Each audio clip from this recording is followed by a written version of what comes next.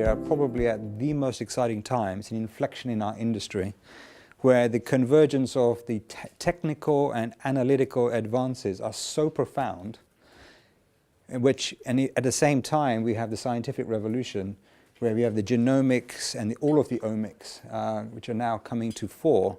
And we need the ability to actually do analytics on huge amounts of data has transformed the way that we can use this massive amount of health data and science data available, and without which neither would actually change health, but together the combination of these two is really going to cause us to accelerate what we can do in health.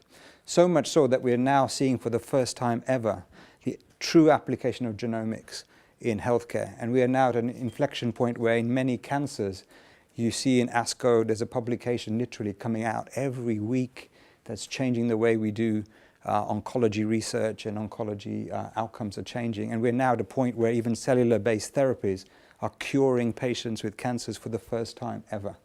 So I think that we're at a change of a revolution, which is actually driven a lot by the analytic revolution that's happened in the tech industry. The digital health revolution is here, and for the first time this year we saw two things which are actually quite profound. And the first digital therapeutic that's ever been approved by Pear Therapeutic. Just some data to support why real-world evidence can help our industry. Right now, if you look at the top graph right now, it shows that basically R&D returns are declining. So what's happening is that as you develop drugs, the actual market that you're given access to is reducing. So it's dropped tremendously, so 3.7% from 10.1% in 2010, and actually the figures for 2017 are even lower, so the trend continues to go down. And this is because despite the days of blockbuster drugs in most companies is probably diminished, and as you even develop innovative drugs, the actual market size is shrinking for them because of market restrictions. Yet the costs of R&D remain quite high, so it's about 1.6 billion.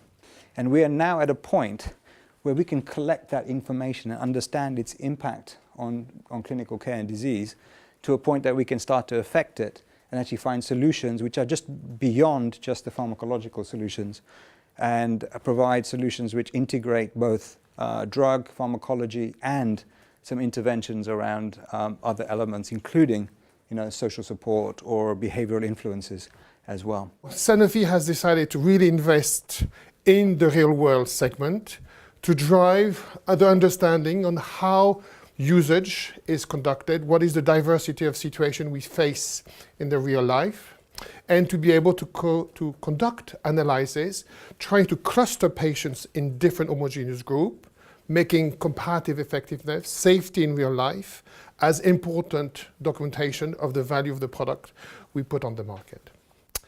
Of course, Sanofi is supported by strong collaborations and some partnerships. You have here a list of companies with whom we are frequently working with to develop the tools, to develop the analysis, and also to support the integration of data from different sources. So let me talk to you about integration, the central idea around this platform Darwin. On one hand, every function is working with their own database, and that carries merit, the biological database, the clinical trial database, the real-world database. But we cannot conduct secondary analysis of the data if they're sitting in their separate database. Just not possible. So we have decided to join, initially with real-world omics and randomized clinical trials and the electronic medical records, the claims, and the data we have from different sources publicly available on one single platform. We partner with a company called Palantir to do this work, which is a big data lake, and on which we are putting all the analytical tools, standard and advanced, like the modeling, the visualization, and the deep learning. So we have on the same platform access to the analytical tool, to the data, to be able to conduct in a very rapid way secondary analysis of our data to generate new insights. Now, this platform is accessible to external parties. We are doing it with external companies for the moment who run the analysis, but we think we will be able to open the platform in the future to academic centers. We're piloting that in the US, and to other groups who are interested to understand how we use the data and how we want to develop it. We started this journey about 18 months ago. We have the minimum viable product of the Darwin platform in September. We are a little bit more than 6 months after the initial opening of the platform. We have more than 300 million patient lives, primarily from the US, but also in UK and in Nordics. And we intend to rapidly grow the number of patients. We also connected to partners, and I'll mention one which is really interesting called IHME, Institute of Health and Metrics Evaluation, who have built disease model for about 300 disease, where we have the prevalence, incidence of the condition in many parts of the world at a very low level of detail. And we have conducted or completed 45 studies that would have been much longer to generate. So the speed where we can extract the information is considerably accelerated, allowing us to respond to external demand or internal demand in a much quicker way than what we could do previously. Why does real-world evidence matter? It matters because outcomes matter, and the only true way of describing outcomes is to go beyond biology. Diabetes is a particularly compelling disease in which perhaps to take an early look at the applicability of real-world evidence and real-world data, because diabetes affects people, first of all, millions of people, as you probably know, but people that come from all kinds of ethnological, sociological, cultural backgrounds. And so how each of these subgroups deal with the challenges of the disease is at the center of redefining what is a relevant outcome for them and the people that care for them.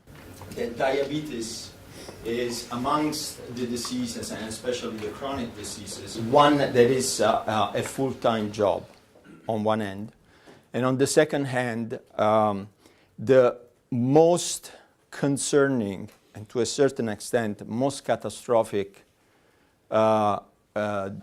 consequence of diabetes from a patient's and a physician perspective is hypoglycemia. So there is a lot that revolves around the appropriate attainment of glucose control goals, but without incurring the side effect of a hypoglycemia. Now, it's also important to say, perhaps at this point, that with the help of Amit and Bernard, we have been able to assemble what we believe is one of the largest, if not the largest, database on people with diabetes using basal insulins, and you see the extent of the database on which we are working today. One of the reasons why we have moved very quickly into the space of real-world analytics is that, first of all, hypoglycemia is a rare event overall. The event that matters the most is severe hypoglycemia, and severe hypoglycemia sends people to the hospital. And so that means that this is not only catastrophic for the patient and the physician who eventually has to adjust and rediscuss treatment, is also very burdenous for the healthcare system, and patients who incur this type of hypoglycemia cost a lot of money to the system. So here you have the health economic analysis associated with the reduction of hypoglycemia, indicating a potential saving of approximately $1,500 per patient per year every time we avoid one of these events.